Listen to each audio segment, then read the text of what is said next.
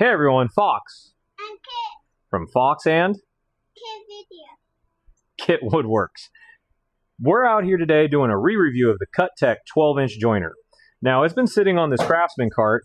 Think I should do a review on the Craftsman cart? Yes. I think so too, since you can't buy it anymore. But I'm actually getting it all set up to work on a project for Kit's class. What am I making? Legos. That's right, I'm making wood Legos.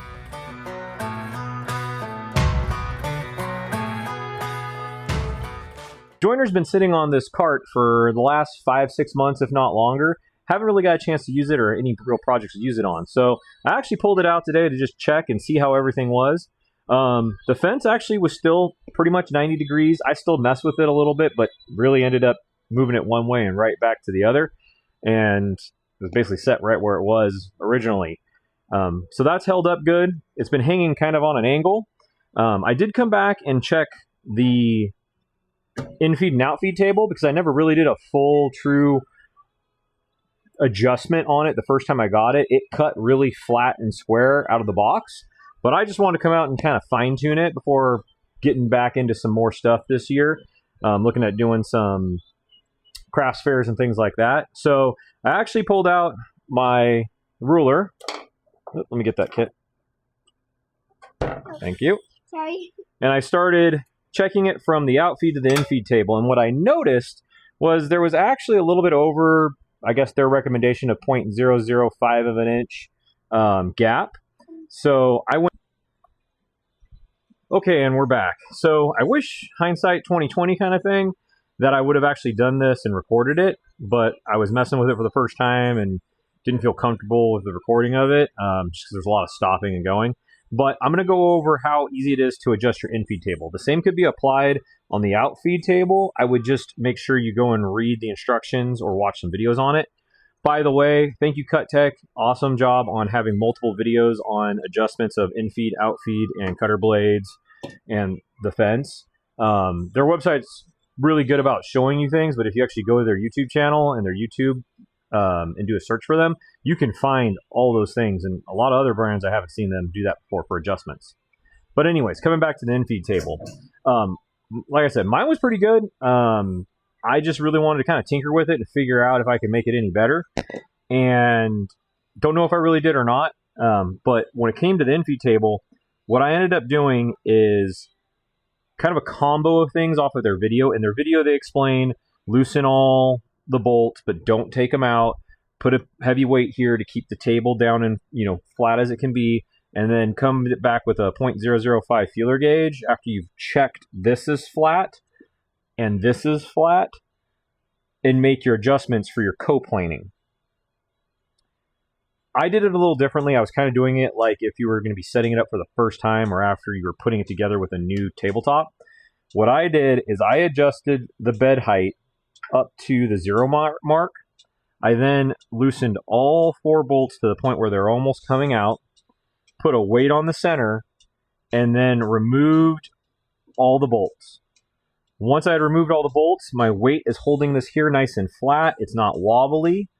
I then went in and adjusted the adjusters that are under the bolts until they were all the way off, so that this thing was literally sitting as flat as it could be to that riser bar.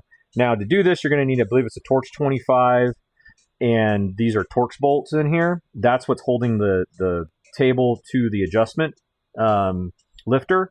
And then inside, or I should say under those bolts, is the actual adjustment head to adjust the table and how it's oriented to the Outfeed table.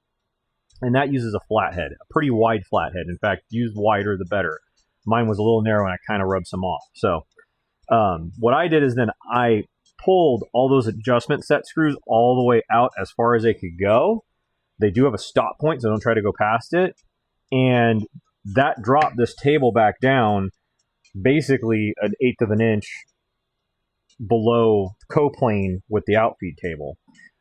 I worked on the far side first, or the back side. I think in the video they call it left and right back. And what I did is brought them up about a full turn, so a 360-degree turn each, front and back, until I was touching on the front and my 0.005 feeler gauge wasn't going through. and it was nice and tight. I made sure to check on the outfeed table so I hadn't lifted it up too much, and now I have a bad outfeed table or connection with the outfeed table. And then I worked my way back the ruler by then adjusting this back one afterwards. And I got it to basically where right about here is where my feeler gauge, in that direction, slips under it. But it is in contact this whole way through. Then I moved to the front side, and I did the same thing.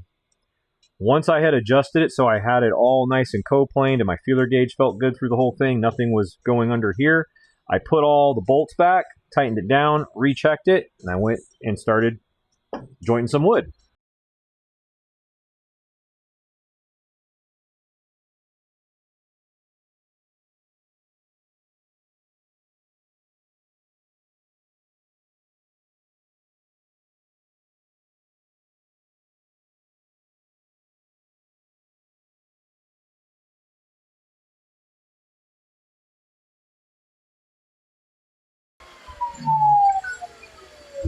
All right, so moment of truth.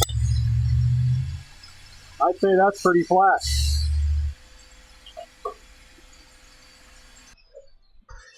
Now what you can see on this piece here is I do have some grain running opposite directions, so I ended up getting some tear out from that.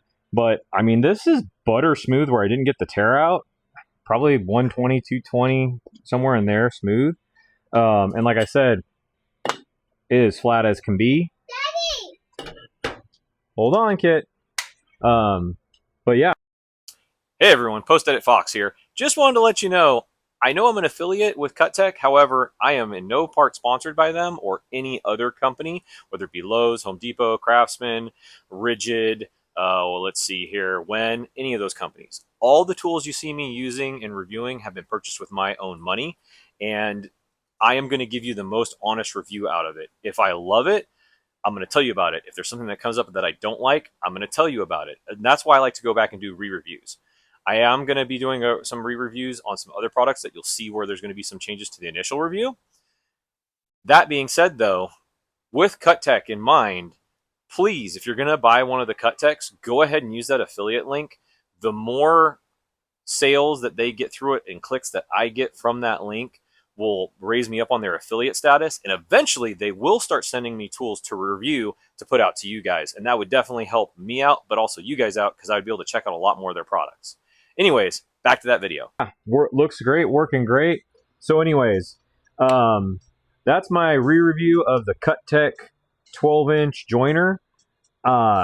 I'm really liking this, and I'm looking forward to using it more. We've got the plans of trying to do some crafts fairs and farmers markets here in the fall, and I want to start doing some charcuterie boards and maybe bottle openers or other things where I'm going to be doing kind of what you saw there, gluing a bunch of wood together and then making it flat and thickness.